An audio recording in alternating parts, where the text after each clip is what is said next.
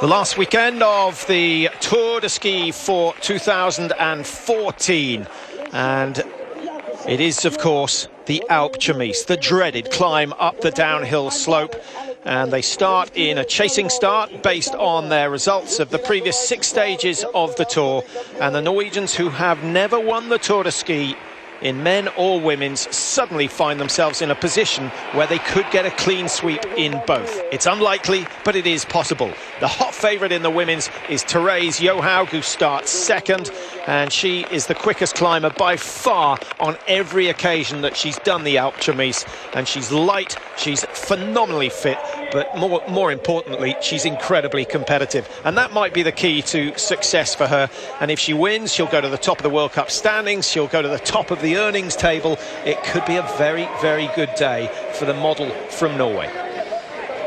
All round, she's the only weakness that Therese Johaug has, and maybe that helps her in the later stages here, Patrick, is she doesn't pick up many of the bonus seconds in the sprint races, and maybe that gets her some more recovery in the early stages of the Tour. And the good sprinters go for all the points, win bonus 30 seconds here and there, but Therese Johaug doesn't, and I think that in the end helps her on day 9 up this climb. Johaug wearing the black bib, having picked up most of the sprint points throughout the Tour so far, and she will be chasing her teammate Astrid Jakobsen. They're looking very nervous on the start line. Jakobsen particularly, 23.8 seconds the margin that she has ahead of Johaug, and away she goes. It's only a 9-kilometre race, but it's perhaps the hardest race of the season, involving of course the infamous climb. The first 5 kilometres are relatively easy, and then the hard work starts. The difficulty is pacing the initial part of the race to allow yourself not to give away too much time, but to leave yourself with maximum energy for the climb. Therese Johaug, having raced so hard yesterday in the 5-kilometre classic, and she closed the gap from 45 seconds down to 23. More importantly, it means that she has Jakobsen in her sights from the gun, and she'll be able to pace herself on Jakobsen visually rather than relying on the information from the coaches. This is going to be interesting in terms of conditions, Patrick. It's sleety, wet snow here. We're climbing up somewhat 400 metres, and there's going to be quite a lot of new snowfall up that hill. It will be much the same for Jakobsen, for Johaug, but it is a factor. They have pressed the downhill slope quite nicely, but this new snow will slow them down. Well, a few of the officials have skied the climb this morning, and despite the fact that it's been raining, you can see it's just turning into sleet now, but it's been raining for the last 3 hours. The temperatures did get down to 0 last night. That's been crucial, and it means that the wet packed slopes, so it's all artificial snow, it means that they're very, very solid indeed. So they don't have any concerns about the course holding out. That must feel, it seems a long, long time. 1:31.5, Kilonen starting behind Jakobsen. Is it going to be Jakobsen's day, or will Therese Johaug come through as all the press seem to think? And I guess we're basing it on last year's performances. Let's just give you some of the timings from last year. Therese Johaug did this race in 34:12. The times aren't likely to be the same because the conditions have changed, but the margins are likely to be similar. So Johaug took 34:12, Jakobsen took 35:47. So a minute and a half between them, and they only have 23 seconds between them at the start of today. So you'd expect Johaug to be at least a minute clear come the end of the Tour. Jakobsen is much better, is improved this year, and certainly the confidence that she's shown us over the last 9 days. I think her stature has really come up to be leading the Tour into the last day. Rabkova starting 7. She's had a really good Tour. She finished 26th last year, and she's not brilliant on the climb. She was some 3.5, nearly 4 minutes slower than the best on the climb. But Rabkova, again, like Jakobsen, is much improved this season, and I think we'll see something good from her. She's picked up some bonus seconds. She's had some very good legs indeed. Little disappointed with yesterday's 23rd position. That lost her some ground in the Tour, but I guess a top 5 will be her aim. Number 12 just getting underway. I thought that was Anna Haag. It was actually a Rogiat of France who's number 10. I've just noticed Anna Haag is not starting today, and that's a real pity. Neither is Schmutner. Yeah, there's been one or two withdrawals in the men's tour. Particularly disappointed to hear that Alex Harvey has decided not to race. We'll deal with that issue when the men's race starts later on today. Olga Kuziakova of Russia. She is the best Russian in the Tour de Ski in 13th position. Next best Russian down in 24th, Medvedeva. I thought she might even place in the top 10 today, Medvedeva. So the first little loop completed for the race leaders. 3 minutes 54 they've been out on the tracks, and that is exactly the lead that Jakobsen built over Ishida in the first 6 stages of the tour. A 7-stage tour this year. They keep it to 7 when it's a season with a major championships, and of course the Olympics counts as a major championships.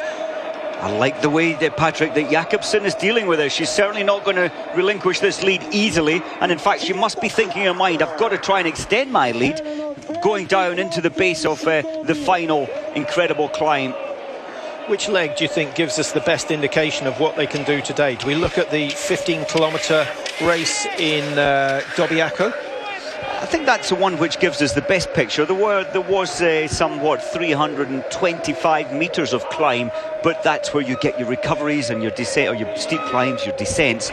The final climb at the end of the day has to suit Therese Johaug more than it does Jakobsen. That's true, but just going back to that 15-kilometre, Johaug beat Jakobsen, but only by 6 seconds over a 15-kilometre distance, and that took some 37 minutes. The time today will be roughly 35-36 minutes, we think, in these wet conditions. That bodes well for Jakobsen, but as you say, there's none of the downhill, which is where Jakobsen's very strong. It is, and it's a different engine, isn't it? You climb up a steep hill, you get 15 seconds recovery, so all the time you're able to flush out this build-up of lactic acid. As soon as we get to the base of the climb, it's all about dealing with extreme discomfort. Well, as you can see, Johaug has closed 2 seconds down on Jakobsen in the first 1.8 kilometres. In third place is Anne Kiloinen, who made her World Cup debut back in December 2007. Had 3 podiums on the World Cup last year, so Kiloinen is no slouch, and if the Norwegians make mistakes, she could well pounce and become the second Finn to win the Tour de Ski. Virpi Koitinen was dominant just 6 years ago. I think it's fair to say, Patrick, looking at Kilonen, Niskanen and Latinmäki, they are a little slower in terms of skating as opposed to free to classic. The wave start for all those over 4 minutes behind. They're underway and they'll enjoy each other's company on the climb today.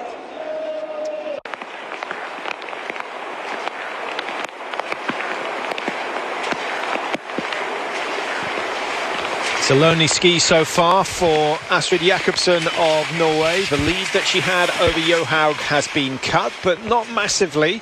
And I suspect that Johaug's going to find herself, 19-20 seconds behind as she goes through 4 kilometres. They've certainly pushed a fairly stiff pace in the opening stages, Mike. In relation to all the rest, Patrick, the pace that Jakobsen is setting, and of course Johaug is following, is destroying the rest of the field. Some gaps of 20 seconds. Niskanen has lost already at 1.8 kilometres. Well, it's gone the other way. Jakobsen's taken full advantage of the slight downhill, and I guess she's got a good pair of skis on. The Norwegians were quite happy to admit yesterday that the ski technicians won the day for them. Interestingly, we were talking about them using no-wax skis and Klister. The Norwegian team went half and half. I guess just increasing their chances of getting it right, but they all seem to have good skis, and there wasn't much difference between the unwaxed skis and the Klister ones. Johaug herself went on Klister and produced the best run of her tour so far, or the best run of the season, I think. The Finns, on the other hand, all had no wax skis ready, and then when it didn't start snowing, they went for Klister, but they left themselves precious little time to prepare.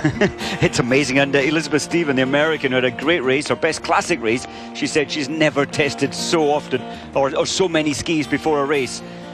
3 waxless and 4 pairs of Klister, and even 1 pair that was with sandpaper roughened up under the base to try and get some purchase. Difficult conditions.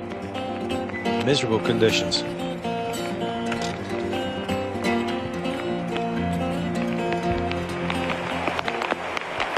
Well, it's on the verge of snowing, and there's no doubt that it's going to be heavy snow when they get to the top of the Alpe Chaumise because of the altitude that they've got to climb over the next 25 minutes or so.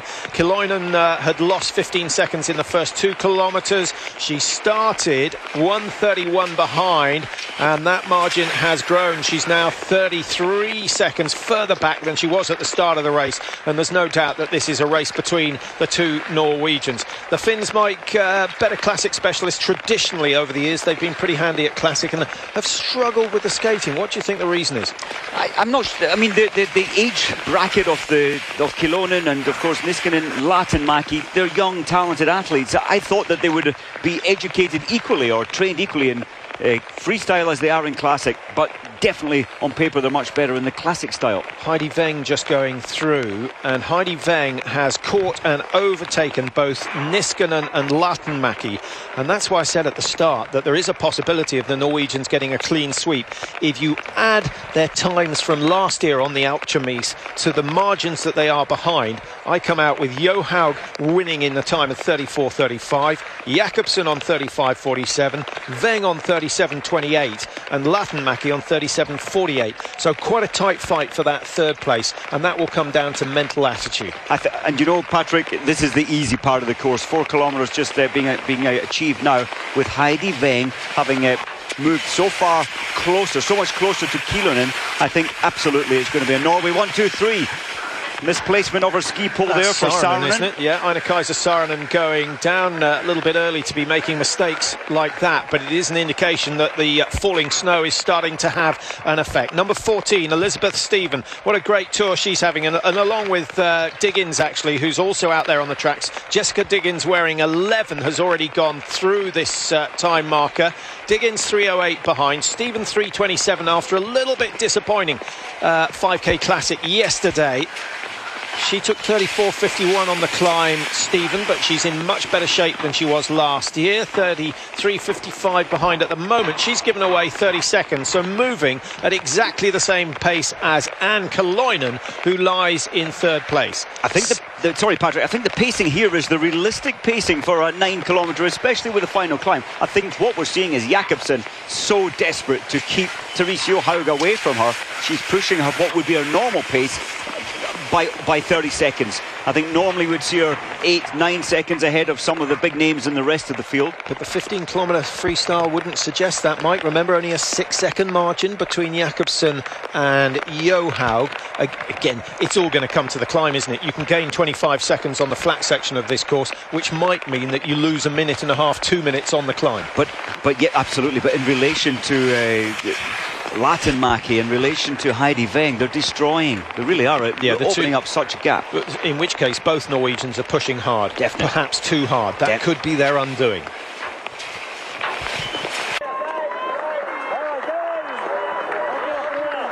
Second place to Therese Johaug. Once again, gets her deficit back down to 19 seconds, having been up to 24 at the end of the flat section. And this is where the hard work starts for the leading ladies.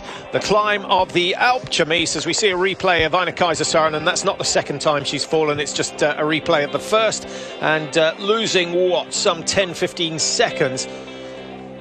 But it might focus the mind for Saarinen. Frustrating when that happens. All she did was place the ski pole in between her skis, and there's no way out of that when you're leaning forward. The snow, as we predicted, as we climb higher, is getting thicker and deeper. Well, there you see the margins at 4 kilometres. The climbing starts at 5 kilometres. Johaug and Jakobsen are already on the ascent. The rest of the group approaching the bottom of the hill. And that is where the pulse rate is going to change and the speed that they travel is going to change. Astonishingly, the men last year still around 30 minutes for the 9 kilometres. So they're only just over 3 minutes per kilometre, which is generally what a club skier can do on the flat. It is quite amazing, and all of this is deceptive. Looking way down the hill, this is already a steep climb at the base of the Alpe Chaumise. Now, do you think Kyllönen has made a positive note to take the first 5k steady and then up the work rate? Are we going to see her moving up through the order now? I was trying to figure that out. She didn't look like she set out with such a dynamic intent. She was 2.5 minutes, I think, slower than Johaug on the climb last year. And one thing that seldom changes in an athlete is their ability to climb hills. A lot of coaches might use a straight uphill climb just to assess the condition and the potential of an athlete. I think you're right, and there are many factors, but I do think you can become, with tempo training and with repetitions on hills, you can become a much more efficient climber in the freestyle technique. Look at Heidi Weng in the background, Patrick. She's definitely, in my opinion, going to move up into third position. I think it's highly likely. Interested to see that Weng was quite happy to sit in behind the Finns and let them do the work already. Now you can almost see the gap between the two leaders changing, and Therese Johaug has upped the pace. The big question is, will Jakobsen be able to hold on when Therese Johaug comes through? If she does, that might be her undoing, because the best thing to do in these conditions, Mike, is to keep a steady pace and keep your pulse rate at a manageable level. If you build the lactate, you are finished. Oh, totally. But what's amazing is Johaug was 19.6 seconds behind, just 500 metres down the track. Already, as it's getting steeper, she's getting closer and closer. I think a lot of that factor, Patrick, why Therese Johaug is so good. She weighs 46 kilograms and Jakobsen weighs 58 kilograms. That's a bit personal, but I take your point. Well, look at the size. It's not about carrying any extra weight or anything. It's about body size. Jakobsen 1.76 m. Therese Johaug 1.59, and that is a big factor when you're taking your body weight up a steep climb. And Johaug's other asset is the fact that she generally skis with a very high tempo, which allows her to have less resistance on each stride, and she's used to skiing at a high tempo, so it'll be nothing new. And you can see her pushing it out. Skate 2 up the Alpe d'Huez, that's absolutely outrageous. But the resistance as well, I think, Patrick, in this slushy, wet snow, it's much more resistance than we've seen in any of the other previous 7 Tour de Skis. It's a tough final day for them. Yeah, all the athletes with deep rills cut into the base of the ski to spill the water out the side. Look a little like a Pirelli tyre. They've cut such big grooves just to make sure that there's no suction. And Kyllönen, I think, is about to lose not only third place, she's going to be pushed down into fifth in no time at all. And this is where we see whether it helps having one of your own teammates coming past you. Well, Kyllönen, when you look at Kyllönen's tempo as opposed to Heidi Weng behind her, she's skating, moving each ski so much further, but at a much less increased tempo. Now there goes Heidi Weng. That's her into third place already. Latinmäki surely will try and stay with her and maybe even can take her. Yeah, Latinmäki and Weng very closely matched on the climb last year, just 20 seconds between them, and the very fact that they're skiing together, I think that could change the positions, and it's going to become a mental battle between those two. I wonder whether Weng needs to allow Latinmäki to do a certain amount of leading on the climb just to make sure that she's reasonably fresh when it comes to the top section. The nice thing about leading, Mike, is that you set the pace. You set the pace, and there's no advantage being behind today in terms of wind factor or tucking in behind someone factor. It's not there at all today. So Jakobsen's lead still survives, but from 23 seconds it's down to 23 centimetres, and Johaug will be breathing down her neck. I wonder whether Johaug's just playing a game now, tuck in behind, get a little bit of recovery, and then make the break on the steeper section of the climb, which is yet to come. That's when they start zigzagging up the slopes, and that's when it's so important to be able to lead with both legs. Latinmäki 2:30, and she started 2:03, so they've not lost any time on the leading two since they started the climb. That's interesting. Surprised, that is surprising. Well, there goes Therese. I thought she might tuck in behind Jakobsen to get some recovery. She didn't even hesitate. She's got one thing on her mind, and that is winning this race. And I think one of the keys to Johaug's success is she's just making sure that Jakobsen has absolutely no pretensions about hanging on, and already Jakobsen reduced to the herringbone skate.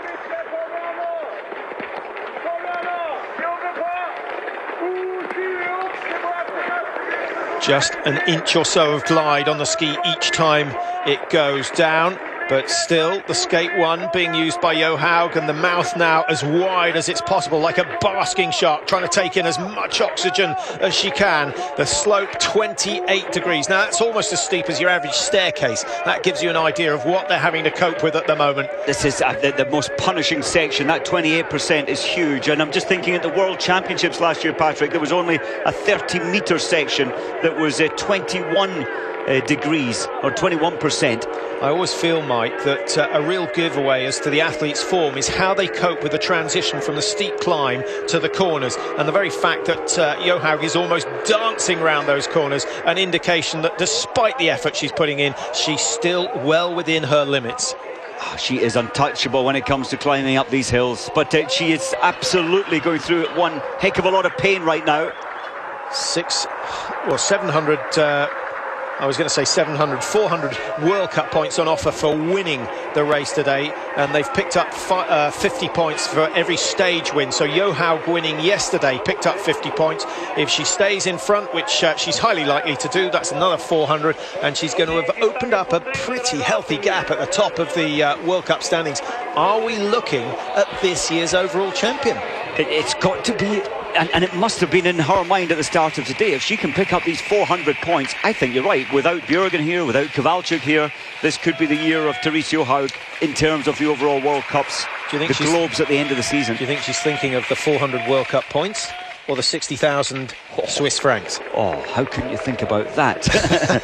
I think she'll be aware of both, but focusing entirely on her ability to push harder than anyone else up this climb. Jakobsen now has a very difficult task. She's watching Johaug disappear, not quite over the horizon, but she's watching Johaug ascend the mountain at least 10% quicker than her, and she must be thinking, somehow I've got to hold on to second, because Heidi Weng will sense any weakness in Jakobsen. That's so true. Interesting that Therese had a little look over her left shoulder as she came around the flag, the blue flag behind her, just checking out where Jakobsen is, and she's keeping the pressure on. And every time we get to this stage, Mike, I just wish that we had a downhill section with a parallel slalom course that they had to ski down through to the finish. I would love that. I think you have mentioned that before, and I disagreed, but I think that would be fun. And when your legs are this spent at the end of this climb, to then do a number of slalom gates, why not? After all, cross-country is all about uphill and downhill. And now Johaug, for the first time, reduced to the herringbone skate. You can see how she gets a little more glide on the ski. It's actually not a bad technique to use, although the arms, the effectiveness of the arms is reduced by some 50% because you're using one at a time. It is, and then you have to go into this technique when it becomes so steep and the fatigue is building. Look way down the valley, that's where they started. No wonder the fatigue is building. Johaug, well, that's the first sign of weakness we've seen from her. A look over the shoulder is Jakobsen didn't see it, unfortunately. If she had, I think we might have seen a response from Jakobsen. She's still only 18 seconds apart, and she lost 15 seconds in the first 200 metres. So I think Jakobsen is actually reducing the rate that she's losing to Therese Johaug. And if she's kept within her limits, there is a possibility that this could switch. I think you're right. If Jakobsen had seen the fear or the worry, the concern in Therese's face there, I think she was expecting to have a bigger gap, but surely it's race over. Heidi Weng has broken away from Lahtenmäki of Finland, so it is a Norwegian 1, 2 and 3 at the moment, and Heidi Weng for me looks to be moving better than anyone else on the climb at the moment. Nice technique, still bringing the foot in nice and close in the recovery, getting a flat ski on every stride and going round the corners without any problem at all. Well, she's a massive talent. She's only 22. My biggest concern is the fact that a race like this is not good for someone of such a young age. Interesting. Well, she has started this season a little off form from where we saw her last season, Heidi Weng, and I put that down to maybe being over-raced last season, but she is coming back into her form, her best skiing. And I do feel sorry in a sense for the three finish, the blue suits behind. They cannot match the Norwegians in the skating technique.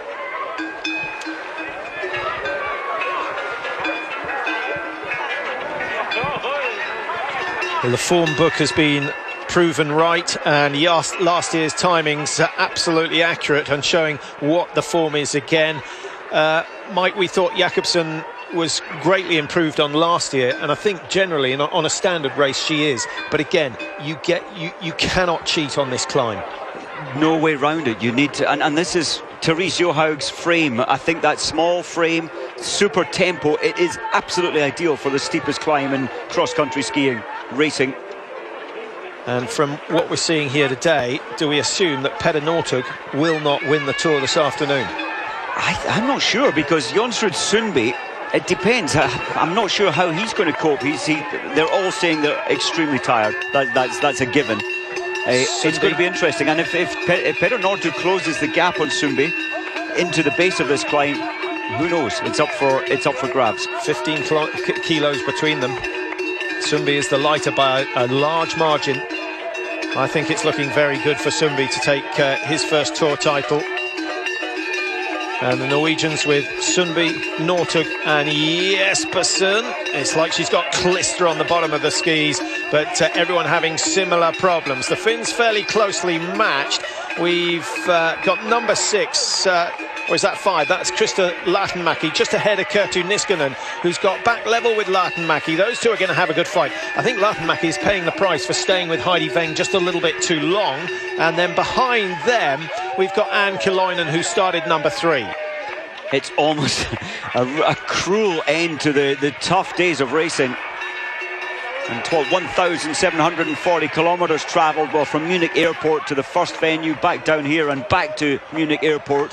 These two leading women had very similar early careers. Of course, we first recognised Johaug when she was 18, January 2007, where she entered a national race and finished 3rd, which qualified her for the next World Cup, where she finished 8th. And before she knew it, she was on the plane to Japan for the World Championships, where she got the bronze medal in the 30k. An unbelievable start to her career. And then she went on to win medals at Junior World Championship level. Compare that with Jakobsen, who I think she did 5 World Cups before she won the world title in Sapporo in Japan, the same World Championships where Johaug got the bronze. She got the gold in the sprint. And then it's been an up and down career for Jakobsen since then, Mike. She was very ill in 2007, 2008. She had a bad accident in 2008, 2009. I think she broke her jaw, her elbow and fractured her spine. And so to recover from that was fantastic. And maybe she needs to go and have a word with Miriam Gustner from the biathlon scene, let her know how long it takes. And then a dislocated shoulder in 10-11. So she's had a tough time. And now finally having a season that matches the one she had in 2007. And you know who she thanks? Her mum, who's a doctor and diagnosed a gluten allergy. I'm not quite sure which one. I think there are 4 or 5 of them.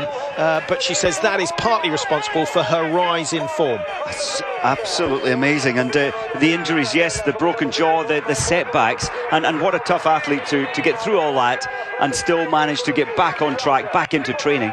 And of course the Achilles problems in both feet as well she had earlier on in her career, Jakobsen. Johaug hasn't had the injury or the illness problems that Jakobsen has had. It's been an unbelievable career. 2008, where she won 3 golds at the Junior World Championships.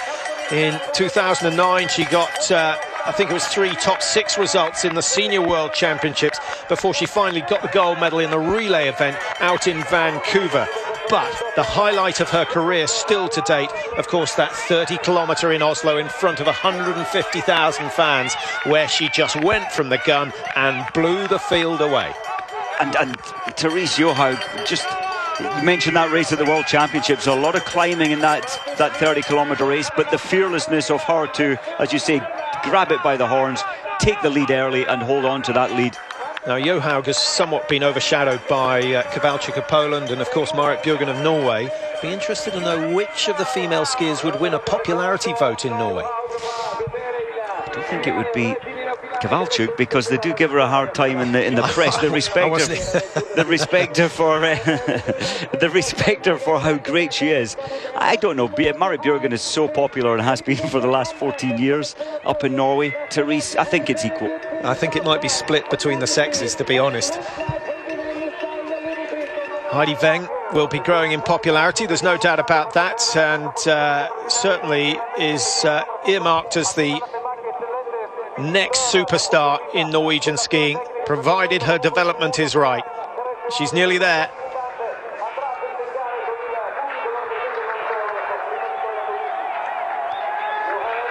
Well, what a day. It's not exactly career-changing because Johaug has been on the up for the last 5 years, but it's certainly going to help the bank balance. Those 60,000 Swiss francs coming her way, the 400 points that put her clear in the World Cup standings and set her on target for taking the overall title this year.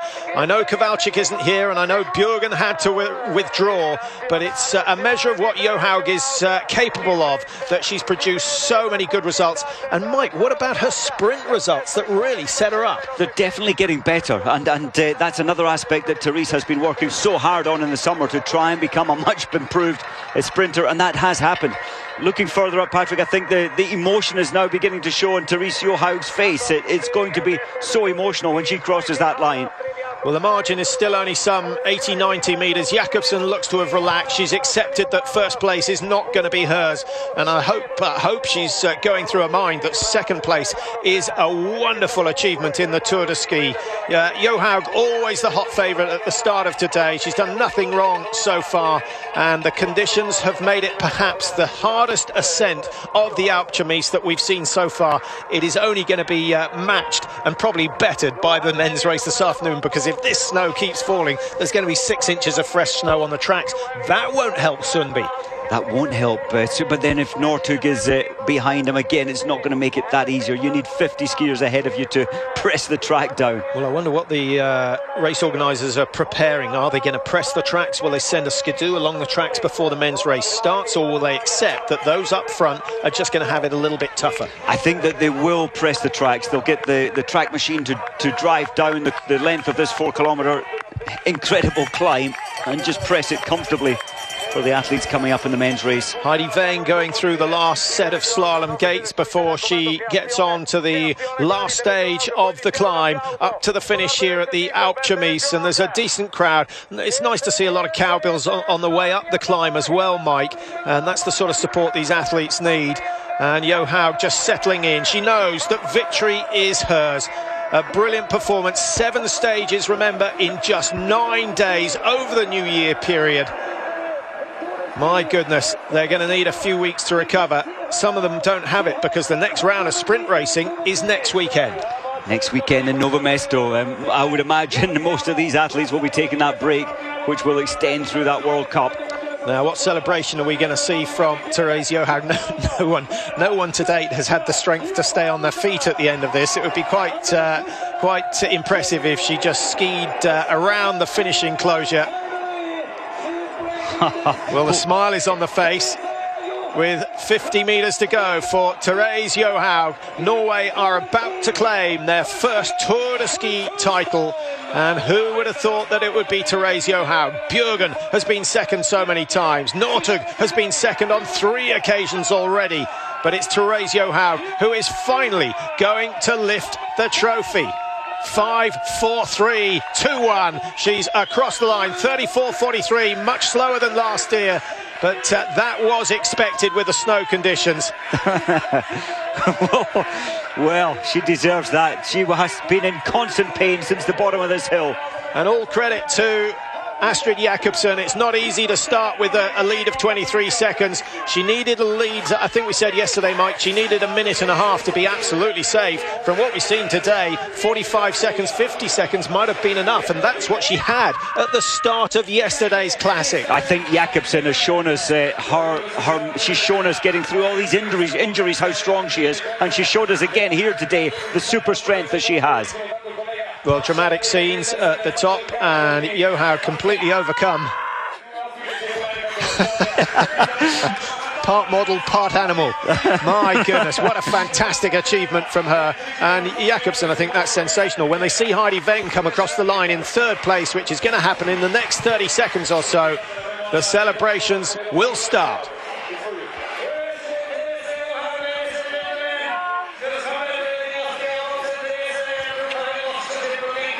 Mixed emotions perhaps for Jakobsen at the moment. Mike so close to taking the victory. I think she's done amazingly well to get to remain that close to Therese Johaug, and Johaug didn't back off, so only 20 seconds behind was Jakobsen. I think outstanding performance over the last 9 days. Now Heidi Weng is under a little bit of pressure from Krista Lähteenmäki, who has certainly recovered well in the closing stages, having come up through the slalom gates. Just to give you the rundown on the results for the two winners, Johaug, who won, has gone third, second, first in the last 4 years. Jakobsen, 8th, 6th, 5th, and now second. Maybe next year will be hers. The one thing you don't want at the top of the Alpe d'Huez is a sprint finish, and that is what might be coming up for Heidi Weng, who still has third position. But Lähteenmäki has closed the gap by some 25-30 metres over the last 400, and is certainly moving the better of the two. Does Heidi Weng? Surely she knows that she's being followed and maybe going to be passed right now. Well, Heidi Weng is going to have to dig deep if she wants third place. Herself and Lähteenmäki now level with just 65 metres to go. The Norwegian still clinging on to third place. Lähteenmäki is still there, and it looks as though Lähteenmäki just easing off. But again, she pushes the pedal and accelerates, trying to close it down. Well done to Heidi Weng. She's found something from somewhere, and this perhaps the toughest finish that we've ever seen on the Alpe d'Huez. The first sprint finish for a podium place that we've ever had, and being cheered on by Jakobsen and Johaug. The 1, 2, 3, the clean sweep for Norway, having never taken the title before. What a transition. Give her air. She needs oxygen badly. And well done, Lähteenmäki. She tried, but just nothing left there in the last 75 metres. Do you think she got the tactics wrong? Should she come in the last 50 metres, a surprise attack? I felt that. I thought, why go wide with 100 to go? Save it for the last 50. Fifth place for Niskanen, who started fourth today, and it's going to be Norway 1, 2, 3, Finland 4, 5 and 6. Total domination from... Well, welcome back to the top of the Alpe d'Huez, perhaps the most dramatic finish we've ever seen. Johaug and Jakobsen have taken 1 and 2, but the racing for the minor place is quite sensational. Ishida of Japan just coming in with another good result. She doesn't get enough credit on the tour, Mike. 10th place. She's pretty much a one-man band. A fantastic effort for her. Only 4:44 behind. She started today, Ishida. Just looking, she was 3:52, so she's only lost 50 seconds to the race leaders. I think that's outstanding, and especially Ishida going from 16th at the start of the day, moving all the way up into 10th. A lot of traffic ahead of her. And the Americans delighted because Stephen has come in 7th place. Diggins has faded somewhat today. Elizabeth Stephen all the way from 14th up into 7th to produce her best tour result. She was 15th last year, and she's certainly the real deal. And the Americans' rise to the top of the world standards certainly continues here today. An email coming in from Barbara Baker, who we know well, saying, do you think Justina Kowalczyk would enter the Tour if you introduced a downhill section at the end of the climb? I think we all know the answer to that one. But quite honest, if you did introduce some kind of slalom at the end of this, who would have any feeling in their legs to cope with that? Probably nobody. Shevchenko, incredible, 8 Tour de Skis. She's one of only 2 athletes. Well, she's the only athlete at the moment to complete all 8, and Ruoponen is in there somewhere. In fact, Ruoponen may be in already. Shevchenko, a brilliant hill climber. I think she's waiting for the day that they make the Alpe d'Huez a classic race, and then she really would be in contention for a top 3. That's true, and I think that's a wonderful performance from Shevchenko, what, 38-year-old now? To finish so far up in 14th, and another one like Ishida, not the big, massive backup that Norway, Sweden, Finland have on this tour. Orogien down in 15th, having started 10th. Viken of Sweden across in 6:29. We should tell you, we haven't seen all the way through the tour, but there's a Swedish girl called Julia Svan who's racing, 20-year-old, and of course she is the daughter of Gunda and Marie Svan. Gunda, of course, the world #1 back in the 80s, and what a sensational athlete he was. Julia Svan only 20, Mike. She's on the climb at the moment. I don't think we might be able to track her position down. Yes, It's her 41st position at the moment, so she is at the back of the field, but it's a learning experience. It certainly is, and she would not, once she started the tour, she wouldn't have been allowed to withdraw, because her father, that was his #1 rule. I remember when I don't know whether he dislocated his shoulder or he broke his wrist, but he still continued to finish the Holman Collin 50. That's what sort of a man he was. Well, Julia, to get this experience, who knows, she could be winning it, in 4 or 5 years' time. But quite difficult to follow a man who's got 4 Olympic golds, 7 World Championship golds. Of course, for me, my favourite occasion was Seefeld in '85 at the World Championships, when skating had just been introduced, and Gundova turns up with not 2 poles but 1 that was about 9.5 feet long, and everyone was thinking, my goodness, he's stolen a march on us again. They were interesting days when the freestyle, when skating came in, and so much was tried. But now we've got an absolute expert at the freestyle, the skating technique, and that's Johaug. Yeah, the 80s belong to the Swedes very much. The 2000s and the 2010s belonging to Norway, certainly today, with Norway getting 1, 2, 3 in the women's Tour de Ski. It's Therese Johaug who has crossed the line in first position. What a brilliant athlete she is. As we mentioned, we first saw her rise to the top back in 2007. And tears of joy, I guess, for Therese Johaug. And nice to see her with great congratulations. And this perhaps the best picture of lot. The confirmation that Norway have got the clean sweep. And they were screaming for Heidi Weng to keep the pace on. They saw Latinmäki was trying, and the support, the tightness of this team, Patrick, I think that's part of the success of this Norwegian team as well. We don't see that sort of friendship in the men's. I don't think we do. But without a doubt, the women's team is neatly gelled together, supporting off each other, and you need that in a high-class performing team.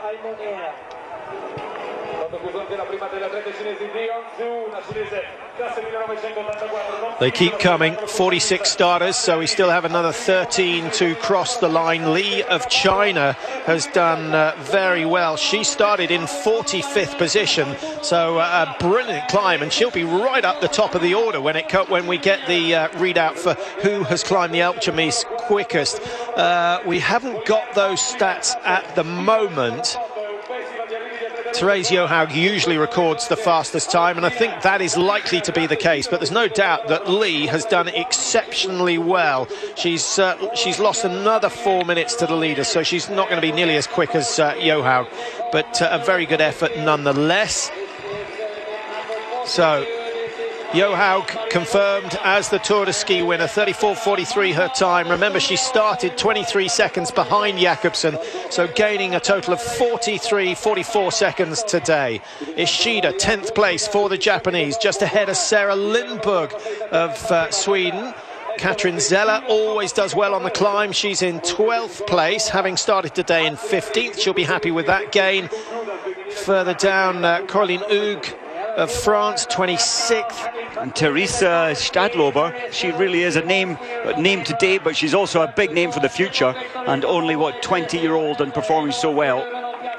Well, a lot of withdrawals from the Tour, but all credit to those who have finished. We now have 36 across the line, 33 withdrawals before today. Mike Stiara, Kubinska, trying to think who else we had. Man Dan withdrew yesterday. Holly Brooks of USA withdrew yesterday, and Marina Pillar also withdrawing at the penultimate stage, not fancying an ascent of the Alpecin. And just to confirm, a few emails saying, did you really say that Alex Harvey has pulled out? He has pulled out, and we'll explain why when the men's race starts. Well done to Heidi Weng, moving from 6th up into 3rd. Brilliant World Cup points for her, and a good payday as well. Second place to Astrid Jakobsen. She started first today. In her interviews over the last couple of days, she has always said that Johaug was the favourite. Yeah, and when you analyse this steep climb, and when you look at the tempo, the push, the power that this young girl has, she really is untouchable on the climb. Nobody in the field, in the women's field, will be faster than her today, I'm quite sure. And how do you think this victory compares with the Olympic gold that she got in the relay in 2010, or of course that World Championship gold that she got in the 30k in 2011? I think this has to be her in her career, probably her greatest moment. Has to be. She's had to perform well every day over the last 9 days, and that's with competing quite well by her standards in the sprints also. And the question that the press are going to ask, exactly, would she have won with Kowalczyk and Bjørgen? I think she would have beaten Marit Bjørgen comfortably. With only 2 classic stages out of the 7 stages, I think, yes, she would have. And heavy snow like this, would that have destroyed Kowalczyk on the climb? It's a pity she wasn't here for us to figure that. But yeah, I think that Therese would have won no matter who was here. And take nothing away from her victory today. It was a well-paced race. There was one stage where I thought maybe she'd pushed too hard when she went past Jakobsen, and she certainly slowed at the midsection of the climb, but she recovered well and crossed the line with a massive smile, and no wonder.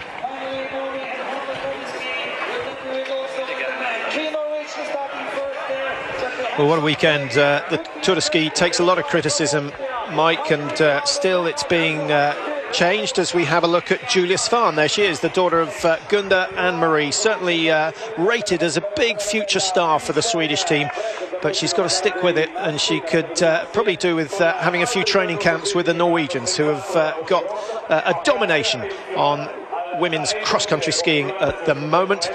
The Finns, I guess, a little disappointed that they didn't manage to break into the top 3.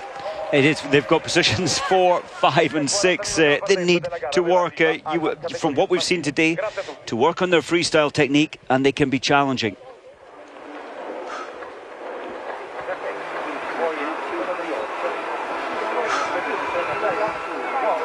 Well, just cast your eye over those further down the list. I'm sure you've got athletes that you've been following throughout the tour.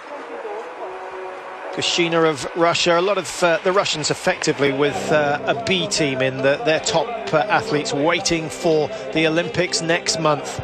The Norwegians, well, they've come in numbers and they have completely dominated. They take first, second and third, and guess what? They could do the same in the men's race this afternoon.